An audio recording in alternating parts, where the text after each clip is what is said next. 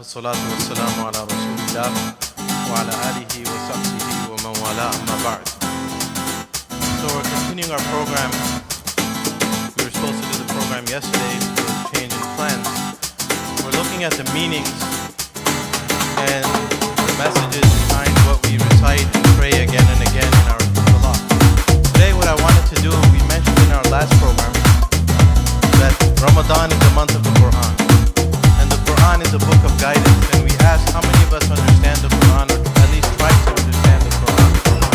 Today I want to take it one step further, and we want to ask the question, more important than understanding what we're reading is, what is what we're reading or understanding, what is it doing to our lives?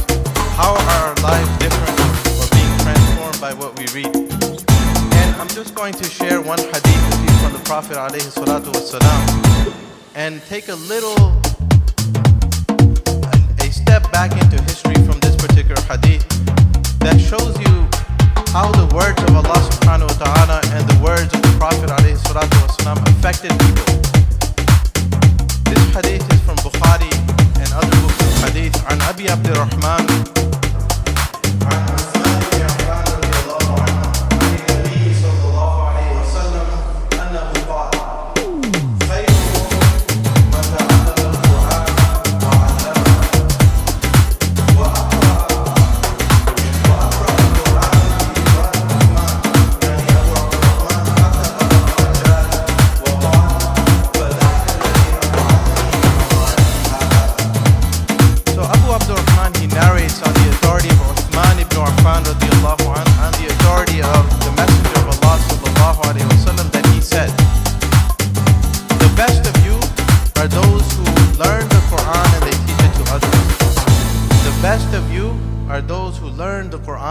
teach it to others. And Abu Abdurrahman, the narrator of the hadith, he said that he taught Quran for a period of time from the era of Uthman radiallahu anh to the era of Hajjaj bin Yusuf, and he made a profound statement. He said, this hadith is what made me sit in this place of mine. Now what is happening here? This is a very special hadith. We've all heard this hadith, but if you look at what actually happened, who narrated the hadith? Which companion? Uthman ibn Affan radiallahu anh. And when you look at the students of the Prophet ﷺ, he taught the Quran to many individuals. But in my humble opinion, the most influential companion, Sahaba, when it comes to Quran is Uthman ibn Affan. Why do we say that? Because what did Uthman do? He was the first one in history to standardize the script of the Quran. He had the Quran written. And from his time, what he did, he compiled official copies.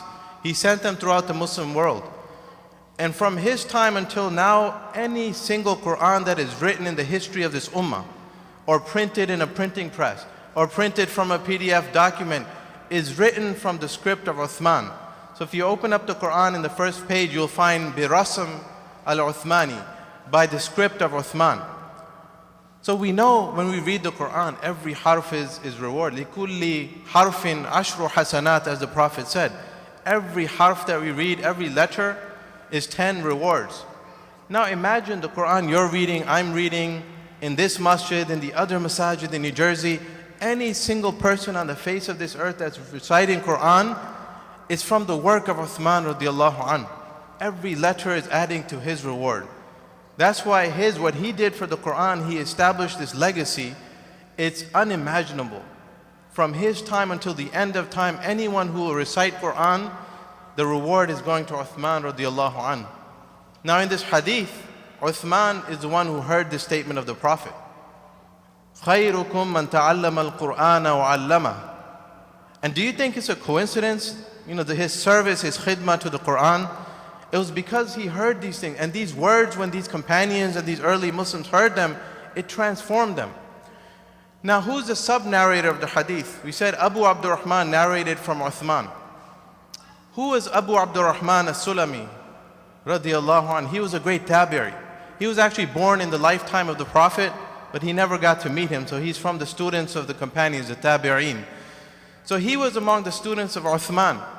And Uthman, when he sent the Quran to different regions of the world, he sent along with them human teachers.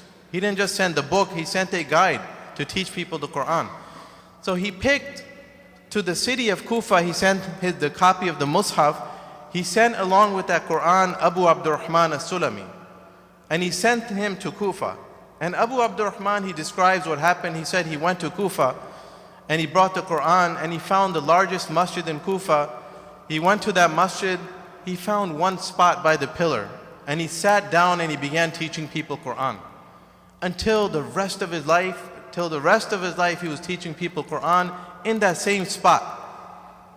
And he said at the end of the hadith is his words, the narrator's words. He says, what inspired me to sit in this place of mine was nothing other than this statement of the Prophet that the best of you are those who learn the Quran and teach it to others. Now, what was so special about Abu Abdurrahman as-Sulami and his service? First of all, it was such a tremendous time period. You know, he was sent in the time of Uthman. And in the hadith itself, we learned that he was there until the era of Hajjaj bin Yusuf. When did Uthman live and when did Hajjaj live? It's about 4 decades apart. We don't exactly know how much time that was. But Ibn Hajar in Fath al-Bari, he says that the end of the era of Uthman, the Khilafah of Uthman to the beginning of Hajjaj bin Yusuf's reign is 38 years. And the beginning of Uthman's Khilafah to the end of Hajjaj bin Yusuf's reign is 72 years. That means somewhere between 38 and 72 years, Abu Abdurrahman was sitting teaching people Quran. So we can take like a middle average figure, about 50 years. So he spent almost half a century of his life teaching people Quran in one place. And what inspired, from his own words, what inspired him to do that was this statement of the Prophet that he heard from his teacher Uthman, who heard from the Prophet ﷺ, that the best of you are those who learn the Quran and they teach it to others. Now, what was also special about Abu Abdurrahman's service? He had many students. You know, among his students were none other than Hassan and Hussein, the grandsons of the Prophet ﷺ. They were students of Abu Abdurrahman. But among his students was one special student. There were many special students, but I'll mention one by name. His name was Asim ibn Abi Nujud. And he was perhaps his most famous student. So that when Abu Abdurrahman passed away, Imam Asim took his place as the leader of Ahl al-Quran in Kufa. And he began teaching in that spot. And among his students as well was none other than, he had many students, but Imam Asim himself, he had a student by the name of Hafs ibn Sulaiman. Now, if you look at these names, something might sound familiar. Today we read Quran according to different readings, right? What is the reading of Quran that we recite today, the majority of us in the Muslim world? What is it known by? Hafs, right? Who is Hafs? Hafs is a student of Asim. So we recite Quran today bi-riwayati Hafs an Asim, by the riwayah of Imam Hafs from his teacher Imam Asim, from his teacher Abu Abdurrahman as-Sulami, from Uthman radiallahu anh, from the Prophet alayhi salatu wasalam. So just think about that. Today, more than 95% of the Muslim world recites Quran, whether they know it or not. Most of us don't know that there's different qira'at that we're reading by Hafs. But the majority of the world today, anywhere in the face of this earth, children reciting Quran in the masjid, in the madaris, or people reading from the Mus'haf, it's all going back to this decision of Abu Abdurrahman as-Sulami to sit in one place in Kufa and teach people for so long. And then he had all these students that carried on that legacy to us today. By the way, Imam Asim, he had another student. So he had Hafs as a student, but he had a student by the name of Nu'man ibn Thabit. And who is Nu'man ibn Thabit? He's known by another name. Anyone know? Imam Abu Hanifa, rahimahullah. So one of the greatest imams, one of the 4 imams of fiqh, he was a student of this legacy of Quran. It all stemmed from one statement of the Prophet ﷺ. That's the point. That's the point, brothers and sisters. That really, what did these statements do to the early Muslims? What is it doing for us? We read the verses of the Quran, we read the statements of the Prophet. Is it changing our lives? But if you look at today, all the reward is going back to these 3-4 individuals who established this legacy of Quran. And today it's an honor people who recite by ijaza, by isnad, like our Shaykh Walid, hafidhahullah ta'ala. If you look at their certificates, their ijazas, it shows that they learned the Quran from their teacher, from their teacher, from their teacher, going back to Imam Asim, from Abu Abdurrahman as-Sulami, from Uthman ibn Affan, from the Prophet alayhi salatu wasalam. It all goes back to these individuals. And from this hadith we find what inspired them was this statement of the Prophet, خَيْرُكُمْ مَنْ تَعَلَّمَ الْقُرْآنَ وَعَلَّمَهُ. So I wanted to share some of these words and ask that question for myself before anyone else. You know, when we read the verses of the Quran, does it just make us emotional and we do nothing with our lives? What are we doing with our lives?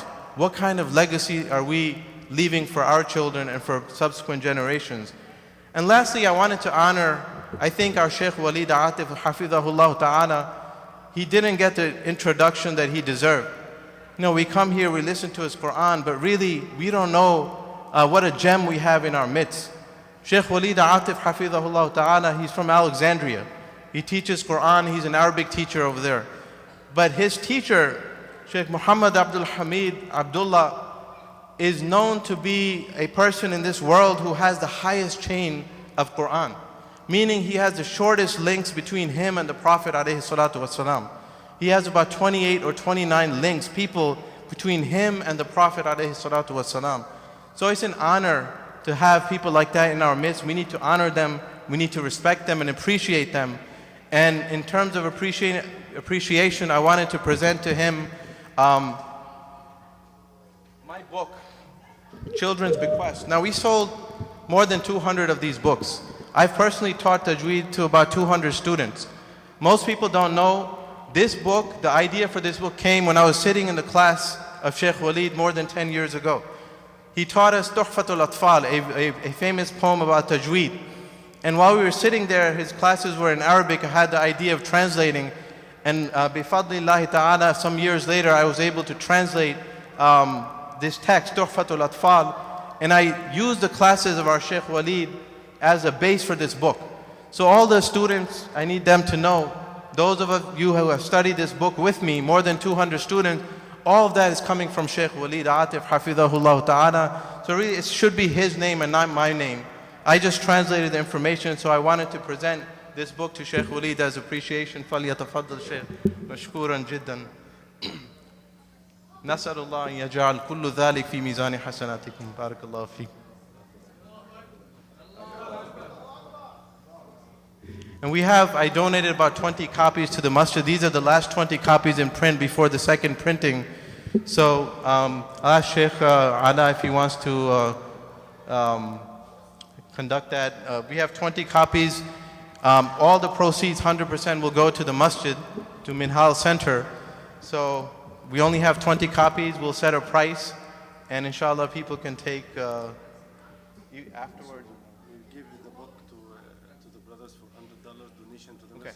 Anyone who is willing to make a $100 donation to the masjid, we have 20 copies, and you can do that right after the prayer.